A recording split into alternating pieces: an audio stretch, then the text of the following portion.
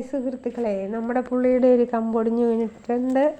നമ്മുടെ കുടംപുള്ളിയുടെ ഒരു വലിയ കമ്പൊടിഞ്ഞ് വീണിരിക്കുകയാണ്. നിറച്ചും പുളിയുണ്ട്.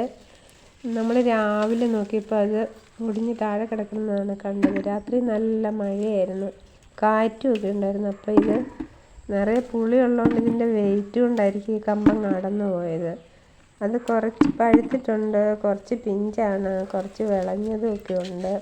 എന്തായാലും നമ്മളതെല്ലാം പറിച്ചെടുത്തിട്ട് ഒരു ബക്കറ്റിലിട്ട് വെക്കാം. നമുക്ക് 2-3 ദിവസം കഴിയുമ്പോൾ ചിലപ്പോൾ അതെല്ലാം പഴുക്കുവാണെങ്കിൽ നമുക്ക് പൊട്ടിച്ച് വെയിലത്ത് വെച്ച് ഉണക്കിയെടുക്കാം, മീൻകറിക്കകത്തൊക്കെ ഇടാം.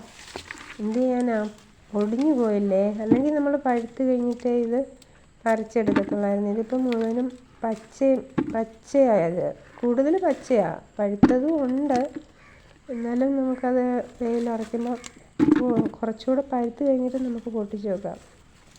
കണ്ടോ ഗൈസ്, അപ്പുറത്തും ഇപ്പുറത്തും എല്ലാം നിറച്ച് പുളിയായിരുന്നു.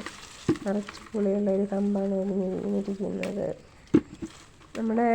നമ്മുടെ മുറ്റത്തിരിക്കുന്ന വലിയൊരു പുളിയുടെ കമ്പാണ്, വലിയൊരു പുളിയാണ്. പുളി ഇപ്പം തന്നെ കാണിക്കാവേ. ഇത് പറിച്ച് കഴിഞ്ഞിട്ട് ഞാൻ പുളി കാണിക്കാം. വലിയൊരു പുളി മരം, അതിൻ്റെ ഒരു നല്ല കായ്പിടുത്തമുള്ളൊരു കമ്പാണ് ഒടിഞ്ഞ് വീണിരിക്കുന്നത്. കണ്ടോ, ഇനിയുണ്ട്. അപ്പുറത്തെല്ലാം നിറച്ച് പുളിയായിരുന്നു. അതെല്ലാം പറിച്ചെടുത്ത് ഇനി ബക്കറ്റിൽ വെച്ചിട്ട് പുളി കാണിക്കാം. പുളി ഇപ്പം തന്നെ കാണിക്കാം കേട്ടോ.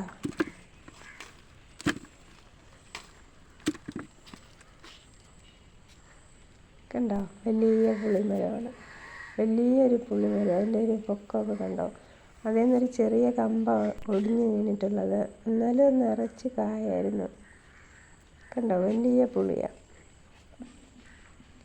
കണ്ടോ ഗൈസ്, നമ്മുടെ ഈ ചാനലൊന്ന് സബ്സ്ക്രൈബ് ചെയ്യാനും ഒന്ന് ലൈക്ക് ചെയ്യാനും ഒന്നും ആരും മടിക്കരുത് കേട്ടോ.